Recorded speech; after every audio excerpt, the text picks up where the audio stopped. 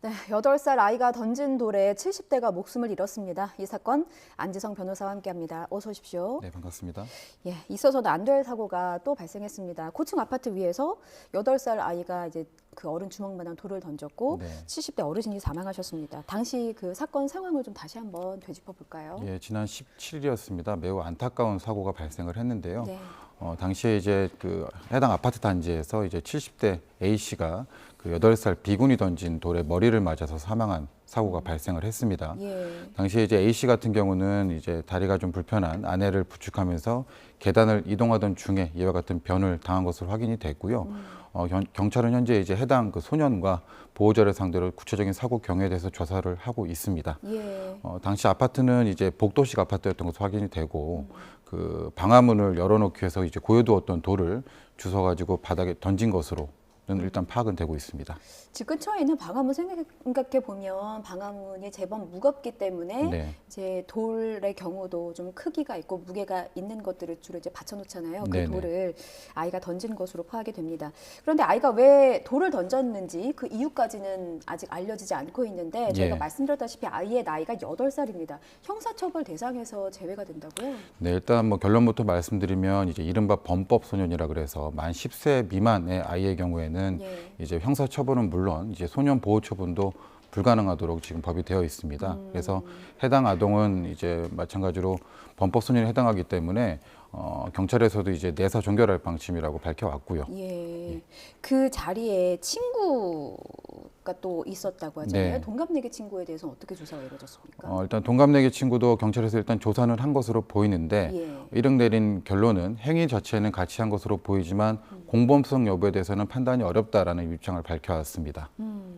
참 안타까운 사건이에요. 예. 유족을 어떤 말로 위로를 해야 될지도 사실은 잘 모르겠고 그저 안타까운 마음만 듭니다. 그런데 이번이 처음이 아니고 유사 사건이 과거에도 좀 여러 차례 있었거든요. 예, 그렇죠. 네. 어떤 사건도 2015년경에 이제 그 용인 캔맘 사건이라고 다들 기억하실 텐데 예. 비슷한 사고예요. 이제 아파트 옥상에서 당시에는 만 9세의 아동이 그 옥상에서 벽돌을 던져가지고 캔맘이라고 하시죠. 이제 길고양이를 이제 돌보던 50대 여성이 사망을 하고 예. 이제 그 옆에 있던 또 20대 남성 또한 이제 두개골이 이제 함몰되는 중상을 입었던 사고입니다. 근데 해당 사건 역시 만 9세, 즉 10세 미만의 범법 소년에 해당했기 때문에 가해 학생에 대해서 형사처벌은 이루어지지 않았고요. 다만 현장에 함께 있던 11세 아동에 대해서는 이제 과실치사상의 혐의로 소년부로 송치가 됐습니다. 소년부로 송치가 되면 그 이후는 어떻게 되는 건가요? 일단은 뭐 이 비행 전력이라든가 이런 것들을 봐서 보호 처분을 하게 되고요. 예. 결과적으로는 형사처벌은 아닙니다. 아, 그렇군요. 당시에 이제 그 초등학생들이 돌을 던진 이유를 두고 낙하 실험을 했었다라고 했던 게 좀 기억이 납니다. 그렇다면 이 촉법소년에 해당하지 않은 연령이 이런 일을 저지르게 된다면 네. 그러면 아예 아무런 이제 처벌도 받을 수가 없는 건가요? 이제 촉법소년에 해당하지 않는다. 뭐 가령 성인이 이런 행동을 했다라고 하면은 예. 돌을 던진 고의를 먼저 살펴봐야 됩니다. 고의성은. 예, 이제 뭐 단순히 장난으로 돌을 던졌다라고 변소를 할 수 있겠지만은 예. 아파트 옥상이나 뭐 복도 고층이었기 때문에 자신이 돌을 던짐으로 인해서 사망이라는 결과 발생이 충분히 예견 가능했을 것으로 보이고요. 예. 그렇기 때문에 뭐 가령 누군가를 지목을 해서 일부러 던졌다라고 하면 당연히 이 살인 혐의가 적용이 될 것이고 가령 이제 지나가던 행인이 있는지조차 몰랐다. 그냥 우연히 돌을 던진 것인데 정말 예기치 못하게 맞은 것이다라고 한다면 과실치사상 혐의가 적용이 될 것으로 보입니다. 그렇군요.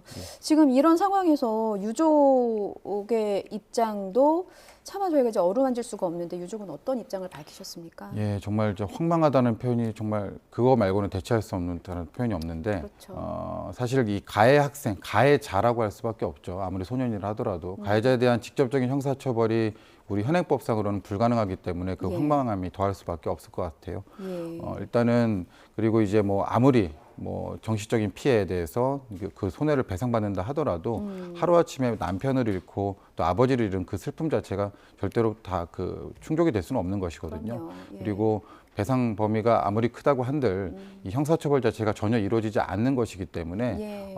그 형사처벌을 대체할 수 없다는 점에서도 상당히 좀 황망함이 클 것 같습니다. 예.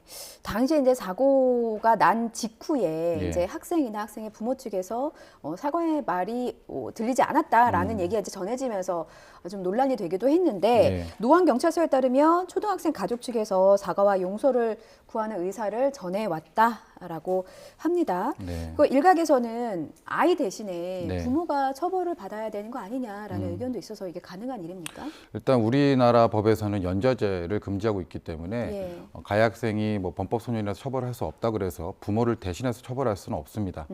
다만 민사상 책임에서만큼은 자유로울 수가 없는데요. 예. 우리 민법은 이제 불법 행위를 규정을 하고 있고 또 이 사건과 같이 책임 무능력자의 어떤 불법 행위로 인해서 손해가 발생했을 때는 그 감독 의무자가 대신해서 배상을 하게끔 규정을 하고 있습니다. 아이의 경우는 감독 의무자가 이제 부모가 되는 예, 것이니까요. 맞습니다. 예. 다만 그와 같은 경우에도 감독 의무자의 감독 의무 위반과 이런 손해 발생 사이에 상당한 인과관계가 좀 인정이 돼야지 하는 전제가 있습니다. 상당한 인과관계라는 게 그러면 입증을 해야 되는 부분입니까? 이걸 어떻게 입증을 해야 되는 사실은 손해배상, 그러니까 손해를 배상을 청구하는 쪽에서 입증을 해야 되는 문제고요. 법원에서는 통상 이 경우에 이 가해 학생이 이런 범죄 행위를 할 것을 예견할 수 있었느냐, 부모가 그다음에 뭐 가해 이런 이 보호자의 감독 의무 위반이 만약에 있었다고 한다면 그러한 감독 의무 위반이 이런 손해 발생까지 인과관계가 좀 인정이 될 수 있느냐 이 부분을 좀 중심적으로 살펴보게 되는데요. 실제 사례를 좀 살펴보면 예. 이제 오토바이를 수차례 이제 타인 오토바이 수차례 이제 훔쳐서 타고 다니다가 이제 처벌받은 전력이 있던 예.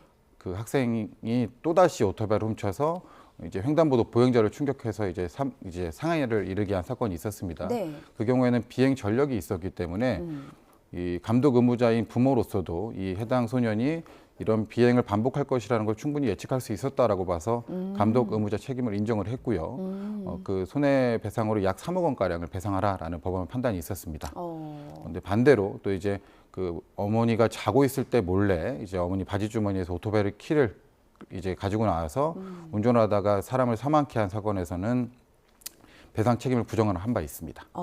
그러니까 그 전력이 있느냐 없느냐가 예. 그 입증의 어떤 유무죄를 가를 핵심이 된다 이런 네, 말씀이신 거죠. 맞습니다. 그리고 입증의 책임은 민사상 손해배상을 청구하는 이 경우를 보면 유족 측에서 네, 맞습니다. 이제 해야 되는 부분이군요. 예. 그렇군요. 앞서 그 초범의 경우는 이제 3억 원의 뭐 배상 뭐 이런 네네. 말씀을 하셨었는데 예. 이번 그 사망한 어르신의 경우에는 사망 사고잖아요. 예. 만약에 유족 측이 손해배상을 청구한다면 어느 수준에서 그 뭔가 배상 금액이라는 게 정해져 있습니까? 사실 사망 사건에 있어서 그 배상 금액은 가동 연한이라 그래서 예. 그 해당 피해자가 앞으로 이제 사회생활하면서 얼마나 더 많은 소득을 얻을 수 있었느냐도 사실 결정적으로 고려하게 되거든요. 근데 이제 안타깝게 피해 남성이 고령이다 보니까 이런 가동 연한 자체는 사실은 조금 그런 측면에서는 좀 배상 금액이 높게 평가는 받지는 못할 것 같습니다. 예, 뭐 억만금을 준대도 이미 자식들의 곁을 떠나버린 아버님을 다시 뭐 돌릴 수는 없지만 예. 어떻게든 유족을 위로할 수 있는 방안을 찾아야 되긴 할 것 같습니다. 네.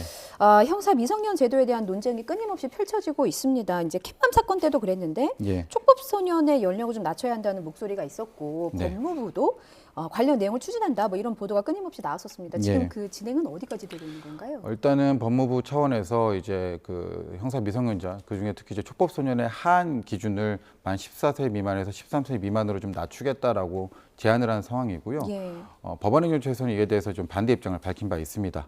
해당 법안은 현재 이제 국회 이제 법사위에 계류 중에 있고요. 그렇군요. 네. 형사책임 면책 나이를 폐지해야 한다 뭐 네. 이런 주장도 있는데 법 쪽에서는 어떤 의견들이 나오고 있습니까? 일단은 소년범 전체에 대해서 형사 책임을 폐지한다는 논의도 분명히 있긴 하지만 예. 사실은 이 소년범이라고 하는 특수성을 고려하지 않을 수 없거든요. 처벌보다는 교화와 재사회화가 목적이기 때문에 사실 이 사건 자체가 너무나 비극적인 사건이지만 예. 예외적인 사건 때문에 법 자체를 다 바꿀 수는 없는 법입니다. 다만 이제 살인 등 강력 사건의 경우에는 그 피해 정도 자체가 상당히 중대하고 또 돌이킬 수가 없는 피해이기 때문에 예. 해당 범죄 유형에 대해서는 소년법의 적용을 일부라도 좀 배제할 수 있는 것이 아닌가라고 하는 논의도 이어지고 있습니다. 그렇군요. 모쪼록 불의의 사고로 유명을 달리하신 고인의 명복을 다시 한번 빌고요. 유가족께도 위로의 말씀을 좀 전하겠습니다. 저희 다음 주제 살펴보겠습니다. 이번 사건은요. 지난 6일 홍대 입구역에서 발생했던 사고입니다. 저희가 화면 준비했는데요. 네. 화면 함께 보면서 말씀 좀 나누겠습니다. 예, 당시 사고 현장의 모습이고 기억하실 거예요. 지금 이제 수습하는 와중에도 바람이 부는 모습을 볼 수가 있는데 예. 큰 가림막이 강풍에 쓰러져서 인도를 덮친 사고였고요. 이때 지나가던 행인 2명이 이 덮친 가림막에 맞아서 이제 한 분이 목숨을 잃으셨고 한 분이 네. 다쳤습니다. 이 가림막이 쓰러질 줄 누가 상상이나 했을까요? 어떻게 그럼. 보셨습니까? 이 사고 현장 자체가 사실 홍대 입구역 8번 출구라고 하는 정말 시내 한 복판이거든요. 저도 사실은 자주 가는 예. 곳이긴 합니다. 예. 그리고 저 쓰러진 구조물 자체가 가림막이라고 하는 정말 우리가 지나다니면서 너무나 자주 보는 그 공사장 예. 가림막입니다. 예. 그 가로 12m, 세로 6m 되는 그 거대한 가림막이 갑자기 쓰러졌다는 것은 사실은 있어서도 안 되는 일이고 예. 예측할 수가 절대 없는 일이죠. 예. 더구나 이로 인해서 다치기만 한 것이 아니라 한 여성은 이제 결국에 사망까지 하시게 돼서 뇌사 상태에 빠지셨다가 예. 결국에는 사망하셨습니다. 네, 예. 너무나 그래서 안타까울 수밖에 없는 상황입니다. 예. 지금 뭐 그림 보고 계시지만 화면 보고 계시지만 인도 옆입니다. 이거 당연히 튼튼하게 설치를 했어야 했고 네. 당일에 이미 강풍특보 예가 나왔고 저희도 뭐 아침부터 뉴스를 계속 한 기억이 나요. 이게 네. 가림막 설치와 관련해서 안전 기준 같은 게 좀 구비가 되어 있는 겁니까? 이 정확한 명칭은 이제 가설 울타리라고 하는데 예. 뭐 아까도 잠깐 설명을 드렸지만은 가설 울타리라고 하는 것은 어떤 공사가 시작이 될 때 그 공사 현장이라고 하는 게 대지 경계선을 따라서 이 가설 울타리를 설치를 하게 됩니다. 네. 근데 이 가설 울타리의 주된 설치 목적이 공사장 내부에 먼지나 소음 등이 밖으로 나가는 것을 방지하는 방진과 방음 차원이 있기 때문에 예. 사실상 이게 넘어질 것까지 예상해서 안전 기준을 마련하고 있지는 못하고 있어요. 그게 사실 지금 가장 문제로 지적받고 있는 부분이고요. 그래서 그리고 일반적으로 이런 가설 울타리 같은 경우는 그 현장에 풍속이라든가 풍압 등 이제 풍하중을 계산을 해서 예. 구조 검토를 하고 그에 따라서 이제 설치 및 시공을 하게 되는데 우리 이 사건 현장에서는 사실 그런 구조 검토가 적절히 이루어졌나도 한번 살펴봐야 될 것 같습니다.